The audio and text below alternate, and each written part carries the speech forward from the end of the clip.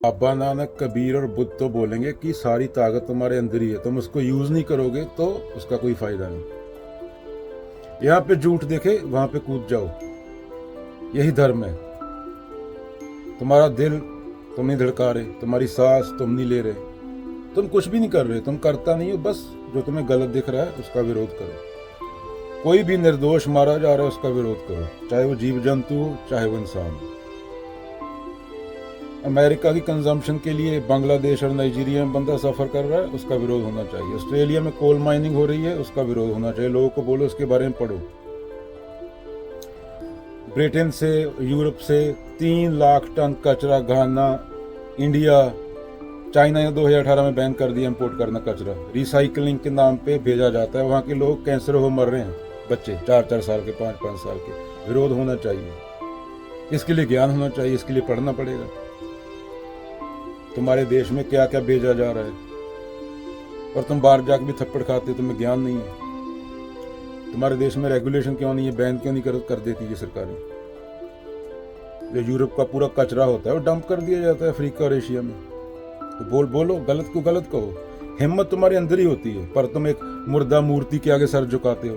1000 साल गुलाम रहने के बाद भी तुम नहीं समझो। ज्यों तिल माही तेल है, ज्यों चकमक में आग तेरा साईं तुझ में जाग सके तो जाग। मूर्ति तो मुर्दा है, उसके सामने क्यों सर झुका रहे हो। ना तुम्हें ये पता है तुम्हारी शादी क्यों हुई, ना तुम्हें ये पता है तुमने 4 बच्चे कर दिए। वो भी घूम रहे हैं, तुम भी घूम रहे हो, 30-40 साल में मर जाओगे। तो कृष्ण बुद्ध कबीर क्या बोलेंगे, लाश होने से पहले आकाश हो जाओ। यही जिंदगी है, इसके अलावा जिंदगी कोई नहीं। चाहे सामने दुनिया का राजा खड़ा हो, ये बुद्ध, कबीर और बाबा नानक की जिंदगी बताती है। सच बोलो, अगेन मरने वाले हो तुम। नंगे आना नंगे जाना, ना कोई राजा ना कोई राणा। चाहे बाबर खड़ा हो चाहे जो मर्जी खड़ा हो, या खुद पे बात आए तो चुप कर जाओ। खुद तुम इतनी जरूरी नहीं हो, इतनी बड़ी प्रकृति में तुम्हारी औकात एक कीड़े जितनी है। पर जब यहाँ पे झूठ चल रहा हो उसके खिलाफ डट के बोलो। यही एक धर्म है, बाकी तो कुछ धर्म नहीं। बाकी तो तुम एक दूसरे बम मारते रहो। वहाँ फिलिस्तीन में एक बच्चा रो रहा है 100 लाशों के बीच बैठ के, बीच में उसके माँ बाप की भी होगी एक। तो ये तो प्रकृति है, बाहर की सिचुएशन को तुम कंट्रोल नहीं कर सकते, तो होता रहेगा। पर उसके खिलाफ तुम करते क्या हो, तुम्हारे अंदर क्या प्रभाव होता है, उसको तुम कंट्रोल कर सकते हो, उसको तुम देख सकते हो। तो सही कर्म करो, तुम्हारे अंदर ही है सब, कोई मूर्ति में नहीं है। जब तुम कूदोगे तो तुम्हें पता चलेगा कि ताकत तो मेरे अंदर ही थी।